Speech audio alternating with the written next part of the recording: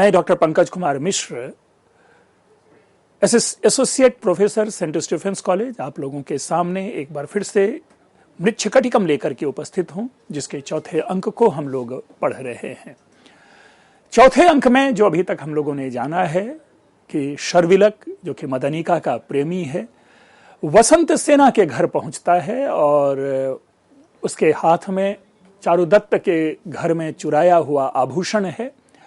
उन आभूषणों को लेकर के वह वसंत सेना के पास मदनिका को चुराने आया है। लेकिन ध्यान रखेंगे, अभी शर्विलक वसंत सेना से मिला नहीं है, अभी मदनिका के साथ उनकी बातें चल रही है और उन्हीं बातचीत के क्रम में शर्विलक और मदनिका का एक संवाद है, जिस संवाद के माध्यम से हम आगे के कथानक को जानेंगे। और जो ये सारी की सारी बातें हैं, जब चोरी की बातें या उनको बताया कि आभूषण जो है मैंने चौर कार्य में प्राप्त किया है, तो इन सारी चीजों को लेकर के मदनिका की भी अपनी चिंता है, मदनिका को भी थोड़ा सा दुख है, कष्ट है कि कहीं घर में किसी को मार तो नहीं दिया, आदि आदि। तो इसी प्रकार के उस प्रसंग की चर्चा चल रही है। तो शर्विलक से मदनिका पूछती है तो कि आपने ये कहां चोरी की, कहां से ये आपने आभूषण चुराए हैं। तो शर्विलक उसी का उत्तर देते हुए कहता है कि ऐ ये संबोधन है मदनिका के लिए या किसी भी स्त्री के लिए, जिसको कि आम भाषा में हम लोग हिंदी में जिस प्रकार, इंग्लिश में जिस प्रकार हम लोग हेलो कहते हैं, उसी तरह से यहां पर ये एक ऐ है, यानी ऐ मदनिके प्रभाते मया श्रुतम श्रेष्ठी चत्वरे। कि मदनिका, मैं तुमसे ये बता रहा हूं कि आज सुबह में प्रभाते, प्रातः काल में मया श्रुतम, यानी मैंने सुना, कहां पर, श्रेष्ठ चत्वरे, जो सेठों का जो चौराहा है, सेठों का जो जहां पर सेठ लोग उठते बैठते हैं, मिलते हैं, मीटिंग प्लेस है, या चौराहे, चत्वर कह ले, चबूतरा कह ले, कई प्रकार के इसके अर्थ बनते बनाए जाते हैं प्रसंग में। तो उन जगह, उस जगह पे मैंने सुना, अर्थात दूसरे शब्दों में वहां कुछ लोग खड़े होकर के बात कर रहे होंगे और उसमें हमने उनके मुंह से हमने ये सुना कि सार्थवाहस्य चारुदत्तस्य इति, अर्थात जिस घर में मैंने चोरी की, जिस घर से मैंने यह आभूषण चुराया, वह सार्थवाह अर्थात व्यापारी चारुदत्त का घर था। अब सामान्य सार ये निकला कि मदनिके, जहां तक मुझे ज्ञात है, मुझे पता है, लोगों से मुझे जो सूचना मिली है कि मैंने चारुदत्त के घर में चोरी की थी। अब इतना कहना था कि वसंत सेना और मदनिका दोनों एक प्रकार से मानो उसके ऊपर बेहोशी सी, एक मूर्छा सी छा जाती, जैसे कहते हैं ना सिर चकराना, कि ये क्या हो गया। अपने स्वजन के विषय में अशुभ सूचना पाने के बाद सामान्य मनुष्य की जो दशा होती है, वही दशा यहां पर वसंत सेना और मदनिका की हो गई। अब मूर्छाम नाटयत है, नाटयत यानी अभिनय करती हुई, ये दोनों अभिनय करते हैं। ये नाटयती, नाटयतः जो है ये द्विवचन रूप है, नाटयतः अभिनय करते हैं, मूर्छाम। अब चूंकि ये नाटक है और नाटक तो अभिनय का विषय है, लेकिन अगर व्यावहारिक रूप में प्रैक्टिकली अगर इसको जानने की कोशिश करें तो यही बात है कि किसी के भी स्वजन के घर यदि किसी दुर्घटना की सूचना मिलती है तो उस प्रकार का जो भाव होता है वही भाव ये दोनों प्रकट करते हैं। इसका यह कतई अर्थ नहीं कि दोनों बेहोश हो जाएंगे, नो। सर चकराना, माथा चकराना, मुंह पर अचानक आश्चर्य के भाव आ जाना, दुख के भाव आना, पीड़ा के भाव आना, ये मूर्छाम नाटयता का विशिष्ट अर्थ यहां पर निकाला जाना चाहिए। ठीक है, अर्थात वसंत सेना और मदनिका की जो मनोदशा थी वो अचानक एक शॉकिंग उनके लिए ये खबर थी, क्योंकि चारुदत्त वसंत सेना का एक कह सकते हैं कि हृदय में निवास करने वाला उनका वो प्रेमी है, और मदनिका उसी वसंत सेना की सहायिका है, जो वसंत सेना और मदनिका थोड़ी देर पहले उस चारुदत्त के विषय में चर्चा कर रही थी, बात कर रही थी। शर्विलक कहता है मदनिके समाश्व से ही, यानी जैसे ही देखा कि मदनिका की स्थिति बिगड़ रही है, तो शर्विलक ने कहा कि मदनिका धीरज धरो, धीरज धरो, किसी विशेष ये नहीं है, किम इदानीम त्वम, अरे तुम क्यों इस प्रकार व्यवहार कर रही हो, तुमको क्यों ये मूर्छा वाली, तुमको क्यों चक्कर आ रहा है।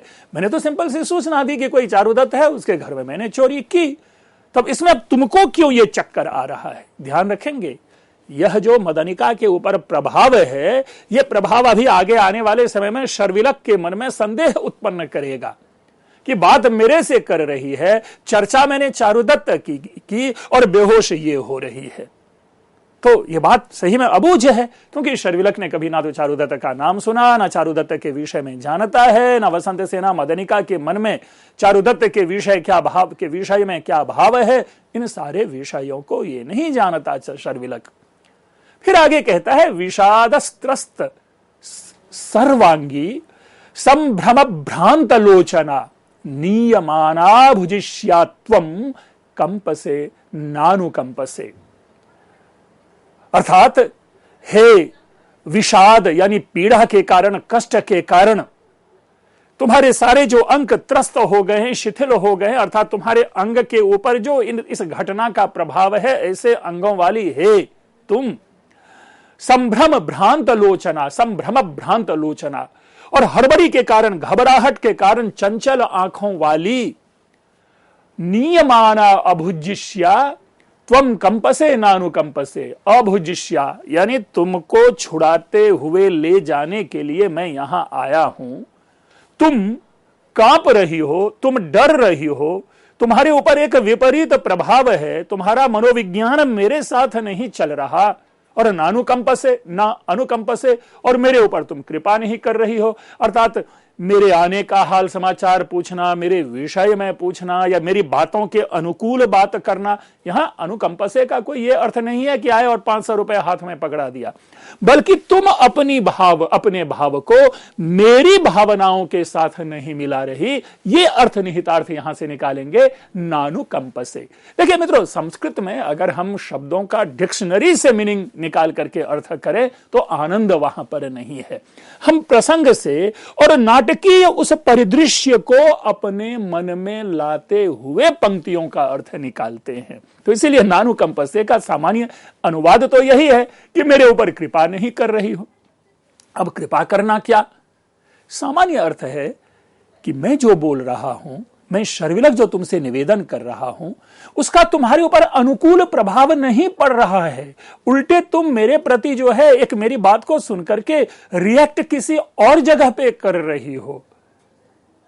तो देखो, तुम्हारा अंग जो है वो शिथिल पड़ गया है, तुम्हारी आंखें जो है वो चंचल हो रही है, अर्थात किसी एक निर्णय को ढूंढने की तलाश में है तुम्हारी आंखें, और मैं तुमको छुड़ाने के लिए यहां पर आया हूं। तुम डरी हुई हो और मेरे साथ मतलब एक विपरीत व्यवहार कर रही हो। मदनिका समाश्वस्य लंबी सांस लेकर के कहती है साहसिक। अब अगेन देखिए साहसिक शब्द, यद्यपि साहसिक का जो आज अगर हम लौकिक अर्थ लें, सामान्य अर्थ लें, तो है साहस करने वाले, ये अर्थ बनता है, लेकिन जो होल कॉन्टेक्स्ट है, इन दैट कॉन्टेक्स्ट हियर साहसिक मीन्स चोरी करने वाला। साहस का अर्थ होता है चौर कार्य, ठीक है, तो साहसिक यानी चोरी का काम करने वाला। यहां पर प्रसंग के अनुकूल हम स्वतंत्र हैं कि साहस पूर्ण कार्य करने वाला अर्थ लें या हे चोर अर्थ लें। प्रेमी प्रेमिका के बीच में अगर प्रेमिका प्रेमी को चोर कहती भी है तो वो भी प्रेमी के लिए आनंद का विषय है और अनुराग का विषय है और आत्मीयता उससे प्रकट होती है। खैर, तो ये साहसिक शब्द है। न खलु त्वया मम कारणात् इदम अकार्यम कुर्वता तस्मिन् गेहे कोपि व्यापादितः परीक्षतो वा। कि एक बात बताओ कि त्वया मम कारणात्, मेरे कारण से, अर्थात मुझ मदनिका के कारण से, यानी जो मैं हूं, मेरे लिए जो तुम ये चोरी करने के लिए गए थे, इदम अकार्यम कुर्वता। अब अकार्यम शब्द देखिए, सामान्य तो नए समाज की दृष्टि से न कार्यम, तो कार्यम का मतलब क्या? जो करणीय है, और अकार्यम जो करणीय नहीं है, अर्थात जो काम तुम्हारे द्वारा नहीं किया जाना चाहिए था लेकिन मेरे कारण तुम उस काम को करते हुए। अकार्यम कुर्वता क्षत्रिय प्रत्यय वाला तृतीया एक वचन है। तस्मिन् गेहे, कस्मिन् गेहे अर्थात तस्मिन् चारुदत्तस्य गेहे, उस चारुदत्त के घर में, यानी जिस घर में तुमने चोरी की है। कोपि व्यापादितः परीक्षतो वा, क्या तुमने किसी को मारा तो नहीं, या तुमने किसी को घायल तो नहीं किया? अब देखिए एक चीज बता दो कि intention of Madanika is not here कि तुमको दूसरों को नहीं मारना चाहिए, बल्कि जो फोकस्ड इंटेंशन है मदनिका का वह यह है कि चूंकि वह चारुदत्त का घर है तो तुमने चारुदत्त को तो नहीं मार दिया, या तुमने चारुदत्त को तो घायल नहीं कर दिया। क्यों? क्योंकि चारुदत्त जो है, आपने अभी देखा कि वसंत सेना का प्रेमी है। वसंत सेना सर्वात्मना शब्द जब मैं कहता हूं तो तन मन धन से चारुदत्त पर अनुरक्त है।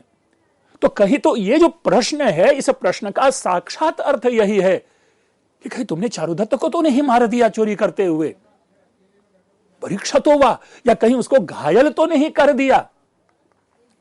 शर्विलक कहता है मदनिके, भीते सुप्ते न शर्विलकः प्रहरति, कि भीते यानी डरे हुए के ऊपर, और सुप्ते जो व्यक्ति सोया हुआ है उसको उसके ऊपर शर्विलक प्रहार नहीं करता। देखिए कितना सुंदर है। अब यहां एक प्रकार से जो मैंने बार बार कहा कि प्राचीन काल में अगर चोर चोरी का कार्य करता था, डाकू डकैती करता था, या तस्कर तस्करी करता होगा, तो उनका भी एक आचार शास्त्र होगा, नीति शास्त्र होगा, नियम शास्त्र होगा, उनका भी अपना एक शिष्टाचार होगा। और देखिए शर्विलक का ये प्राइड जो है वो देखिए कि भीते सुप्ते न शर्विलकः प्रहरति, कि डरे हुए के ऊपर और सोए हुए के ऊपर शर्विलक कभी प्रहार नहीं करता। अर्थात अगर मैंने उस घर में चोरी की है तो ना तो मैंने किसी को मारा है और ना ही मैंने किसी के ऊपर प्रहार किया है। उसी का सार आगे का संवाद है कि तन्मया न कश्चित् व्यापादितः नापि परीक्षतः, इसलिए मैंने किसी को मारा नहीं और ना ही मैंने किसी को घायल किया। मदनिका एक प्रश्नवाचक बनाते हुए पूछती है, सत्यम, सच्ची, अर्थात तुम सही कह रहे हो ना? शर्विलक कहता है सत्यम, हाँ हम एकदम सही कह रहा हूं। और एक चीज ध्यान देखिएगा कि इस मदनिका का जो फोकस है अभी भी शर्विलक के ऊपर नहीं है, वो उसी घटना के ऊपर है और सारी सच्चाई को जान लेना चाहती है कि चारुदत्त जो है वो सुरक्षित है। वसंत सेना संज्ञाम लब्ध्वा। अब एक छोटी सी बातें है कि इस सारे संदर्भ को, इन सारी जो बातें हैं, इन बातों को वसंत सेना भी सुन रही है। वसंत सेना सुन रही है, लेकिन मदनिका और शर्विलक को यह ज्ञात नहीं कि वसंत सेना उन दोनों की बातों को सुन रही है। तो ये एक बड़ा अच्छा एक ट्विस्टिंग है, इसको भी आगे भी देखेंगे, एक टाइप ऑफ जिसको कहते हैं सस्पेंस है ये। वसंत सेना संज्ञाम लब्ध्वा, अर्थात फिर से अपने को वो चैतन्य में आती हुई, जो इससे पहले मूर्छा की स्थिति थी, जो उससे एक पीड़ा और कष्ट की मनस्थिति सी बन गई थी वसंत सेना की, उनसे बाहर निकलती हुई कहती है अपने ही मन में, यानी ये मदनिका और शर्विलक इस संवाद को नहीं सुनेंगे। आश्चर्यम, चलो अच्छा है, आश्चर्य, यहां पर आश्चर्यम फिर चमत्कार वाला वो बोध नहीं, इसका भी अर्थ यह होगा कि चलो ठीक ठाक है सब कुछ। आश्चर्य है कि वो बचे हुए हैं। प्रत्युपजीवितास्मि, मानो मैं पुनर्जीवित सी हो गई हूं। अर्थात अगर चारुदत्त के साथ किसी भी प्रकार की दुर्घटना की सूचना यहां होती तो वसंत सेना की स्थिति दयनीय हो जाती, मानो मृतप्राय हो जाती वसंत सेना। लेकिन यहां पर हम क्या देखते हैं कि वसंत सेना खुद कहती है कि प्रत्युपजीवितास्मि। कई तरह से इसके अर्थ को ले सकते हैं कि मानो मैं फिर से जीवित हो गई, या मानो मेरे देह में फिर से जो संचार उत्पन्न कर दिया गया, अर्थात now I am okay because everything is fine. Madanika को जब शर्विलक कहता है सत्यम, तो मदनिका उस पर एक शब्द बोल जाती है, प्रियम। बहुत ही अच्छा।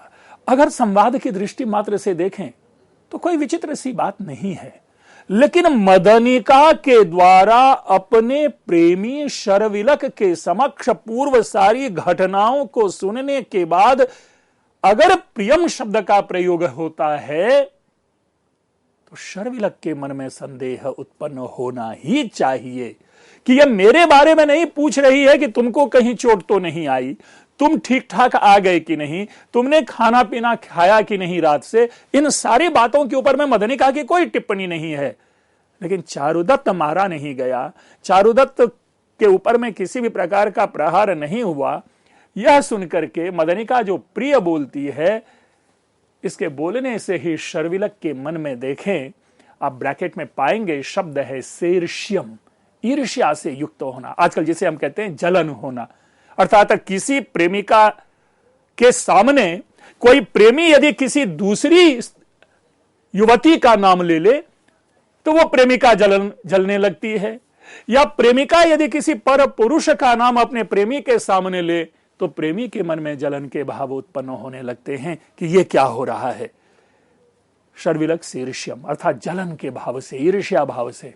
मदनिके किम नाम प्रियमिति, और यो मदनिका, इसमें ऐसा क्या है कि तुम प्रिय कह रही हो? भाई देखो कि त्वत्स्नेहबद्ध हृदयो ही करोम्य कार्यम, सद्वृत्त पूर्व पुरुषेपि कुले प्रसूतः, रक्षामि मन्मथ विपन्न गुणोपि मानम, मित्रम च माम व्यपदिश्य अपरम च यासि। मतलब बड़ा एक आश्चर्य की बात है, स्वाभाविक है। लोक व्यवहार में, प्रेम के व्यापार में, प्रणय व्यापार में व्यक्ति दो के मध्य किसी तीसरे की चर्चा यदि हो तो वो सशंकित हो उठता है। आप ध्यान करें विक्रमोर्वशीयम महाकवि कालिदास का, जहां पर कि कालिदास अपने नायक और नायिका पुरूरवा और उर्वशी इन दोनों को संवाद करवाता है। उसी में हंसी मजाक में अचानक से पुरूरवा के मुंह से एक किसी दूसरी नारी का नाम निकल आता है, या किसी दूसरी नारी के ऊपर में उनकी दृष्टि चली जाती है। बेचारी उर्वशी गुस्सा करके क्रोध से जंगल में चली जाती है, और उस जंगल में चली जाती है जिसके ऊपर शाप था कि उर्वशी यदि कोई स्त्री इस जंगल में आती है तो वह लता बन जाएगी। उसके बाद की तो पीड़ा अलग है पुरूरवा की, लेकिन मैंने जो प्रसंग से आपके सामने बातें बताई कि किसी अन्य की चर्चा करने के बाद, तो शर्विलक आश्चर्यचकित है कि मदनिका क्यों प्रिय बोली। और शर्विलक अपनी सफाई पेश करता है, अपनी सफाई देते हुए कहता है कि देख मदनिके, कि त्वत्स्नेहबद्ध हृदय अर्थात तुम्हारे प्रेम में बंधा हुआ हृदय वाला मैं, अकार्यम करोमि, मैं ऐसा कार्य करता हूं, कर रहा हूं जो नहीं करना चाहिए, जस्ट बिकॉज ऑफ यू, तुम्हारे कारण, अपनी प्रेम के कारण, अपनी प्रिया के कारण, मदनिका के कारण। सद्वृत्त पूर्व पुरुषेपि कुले प्रसूतः, भले ही मैं श्रेष्ठ कुल, अपने श्रेष्ठ कुल में उत्पन्न हूं, यानी मेरा जो कुल है सद्वृत्त पूर्व पुरुषे, अर्थात जिनके कुल के सारे पूरे जो पूर्वज हैं वो सद्वृत्त हैं, अर्थात श्रेष्ठ कर्मों पर आचरण करने वाले, सत्कर्मों के ऊपर चलने वाले, ऐसे कुल में मैं उत्पन्न हुआ हूं। और उस कुल में उत्पन्न होने के बावजूद भी कुल मर्यादा के विपरीत केवल तुम्हारे लिए मैं चोरी का कार्य कर रहा हूं। और तो और रक्षामि मन्मथ विपन्न गुणोपिमानम, और इस सबके बावजूद भी, ये मन्मथ का अर्थ कामदेव होता है। मन्मथ विपन्न गुणोपि, यानी मन्मथात अर्थात प्रेम भावात, विपन्न गुणः अपि, विपन्नाः गुणाः यस्य सह, यानी जिनके सारे के सारे गुण चले गए। व्यक्ति जब प्रेम के अधीन होता है तो उनकी सारी चतुराई विनष्ट हो जाती है, उनके सारा का सारा जो उनका मेरिट है, उनके जो गुण हैं वो सारे ये हो जाते, वो झूठ बोलने लगते हैं, पैसे ज्यादा खर्च करने लगते हैं, क्योंकि एक दूसरे को वहां पर तुष्ट करना होता है, अपने को यह दिखाना होता है कि मैं सर्वात्मना तुम्ही मैं समर्पित हूं।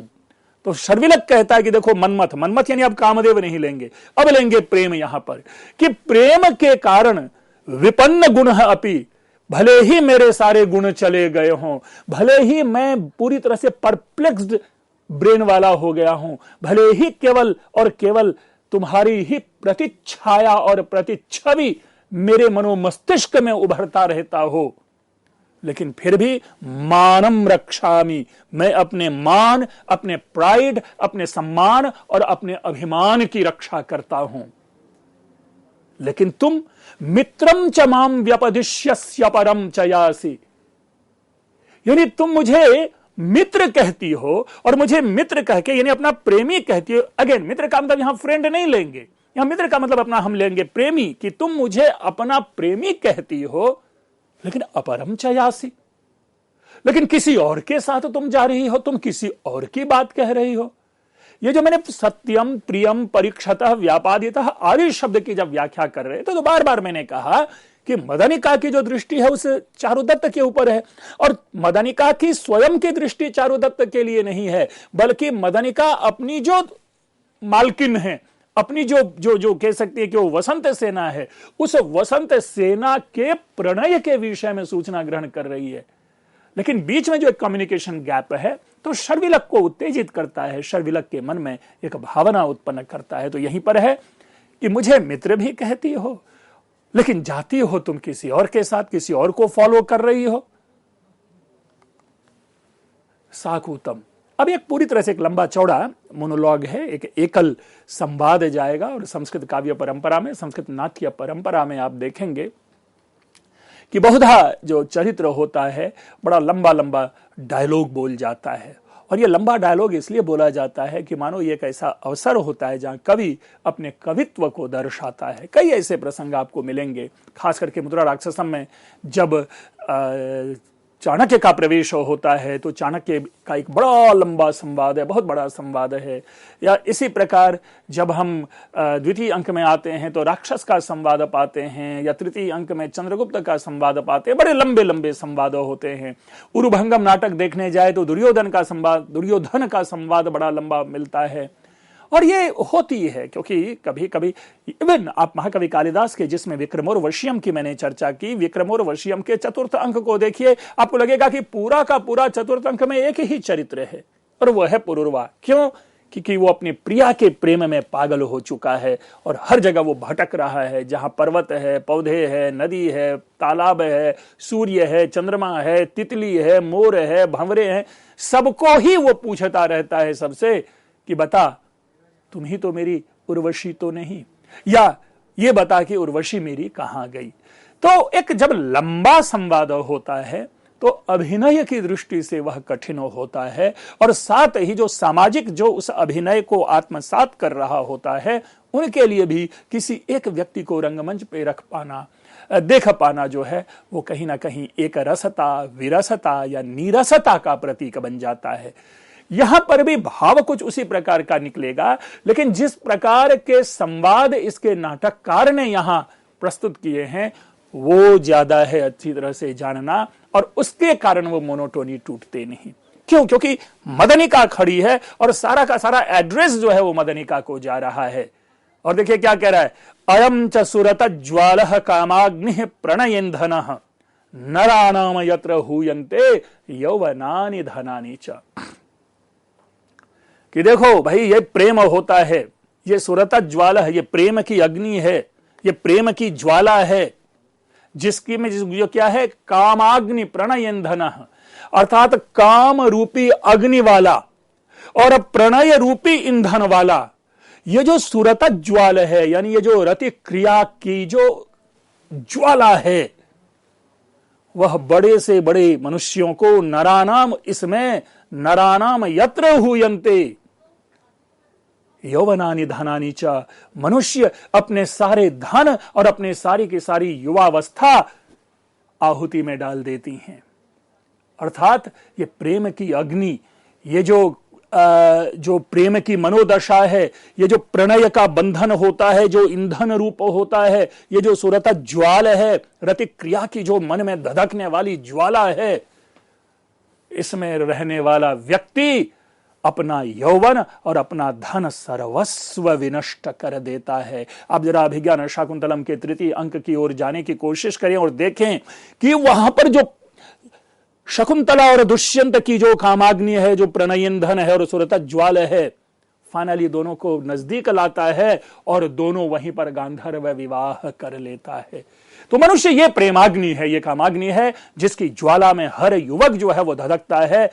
हमारी बुद्धि वहां पर क्षीण पड़ जाती है, हम अपने सारे धन को विनष्ट कर देते हैं, अपनी समस्त युवावस्था को विनष्ट कर देते हैं। और उसी भावना से संप्रेरित होकर नाटककार ने यहां पर इस पद्य को मानो एक यूनिवर्सली हमारे सामने प्रेजेंट किया है कि प्रेम के इस अग्नि में मनुष्य अपना सर्वस्व गंवा देता है। अर्थात हे मदनिका, तुम्हारे लिए मैंने अपना सर्वस्व, सारी चीजें होम कर दी है। और तुम अभी भी मेरे से कह रही हो और मेरे सामने किसी और के बारे में कह रही हो कि प्रियम और सत्यम पूछ रही हो। मित्रों, इस व्याख्यान को हम आगे भी कंटिन्यू करेंगे। बड़ा ही इंटरेस्टिंग है और खास करके प्रणय की दृष्टि से, प्रणय के जहां संबंध होते हैं उसमें जो प्रेमी प्रेमिका की मनोभावना में उत्पन्न होने वाली जो ईर्ष्या है उसका बड़ा सुंदर यहां पर आप उदाहरण देखेंगे। आप लोगों ने ध्यानपूर्वक सुना। आप लोगों का बहुत बहुत धन्यवाद।